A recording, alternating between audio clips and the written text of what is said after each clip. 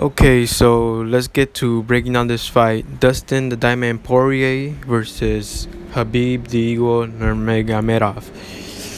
Um, Habib Nurmagomedov undefeated, 27-0, I believe. Um, has defeated some big names. Conor McGregor. He's defeated Al Iaquinta, Michael Johnson, and he just mauled every single one of his opponents. Um, we just the only time we seen him have some difficulties was against Gleason Tebow, which some people think he might have lost that fight, but most people think he won it. I believe he won it.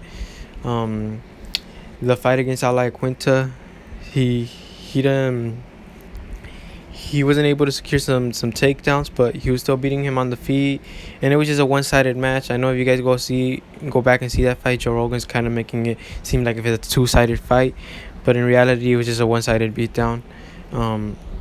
Habib got a lot of takedowns.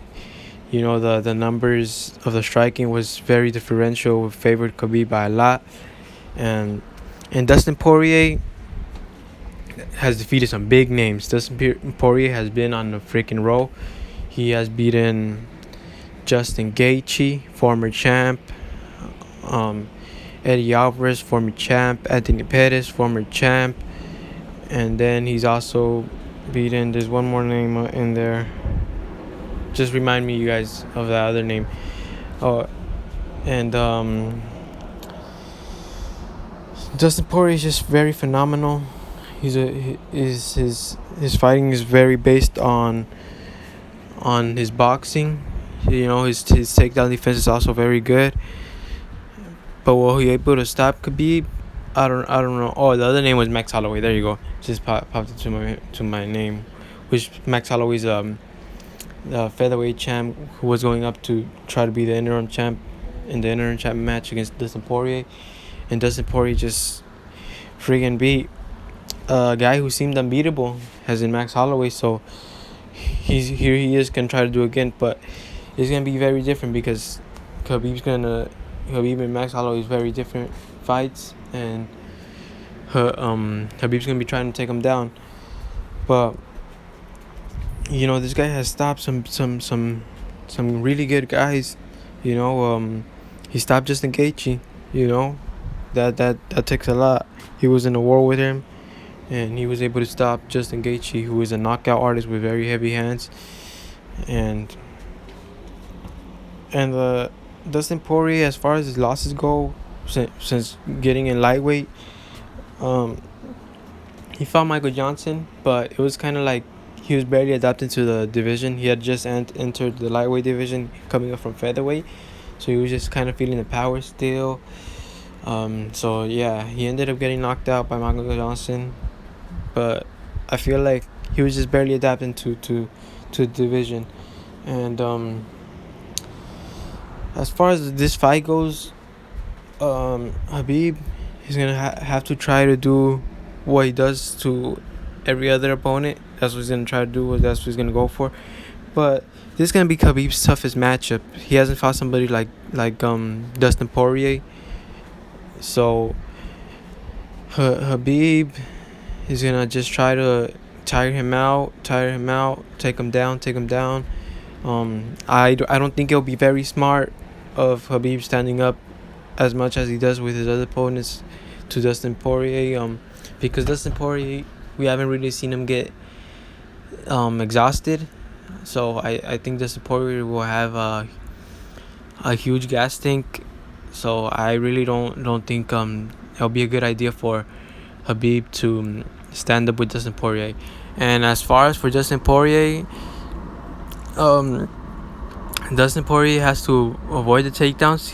I believe Dustin Poirier will start off very quick, and in the first rounds he always starts off very quick.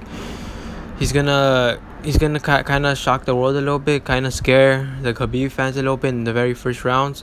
But I don't think the first rounds will summarize how the whole fight's gonna be. I think it's gonna be very even. You're gonna see Khabib just going for the early takedowns, and Dustin Poirier just letting his arms loose in the very first rounds as well.